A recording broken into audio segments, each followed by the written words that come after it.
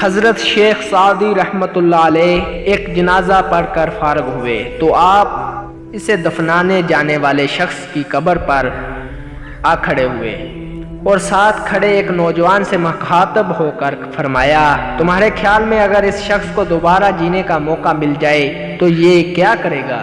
تو فوراً وہ نوجوان بولا، حضور یہ تو اللہ اللہ کرے گا، نماز پڑھے گا، روزہ رکھے گا، سچ بولے گا، نیکیاں کرے گا۔ تو حضرت شیخ سعدی رحمۃ اللہ علیہ نے فرمایا، اس کے پاس تو اب موقع نہیں ہے، البتہ یہ کام تم ضرور کر سکتے ہو۔ ہر چیز اپنے وقت پہ اچھی لگتی ہے، نیکی کرنے کا صحیح وقت جوانی ہے۔ ہم نیکیاں اس وقت کرتے ہیں جب ہم برائیاں کرنے کے قابل نہیں ہوتے۔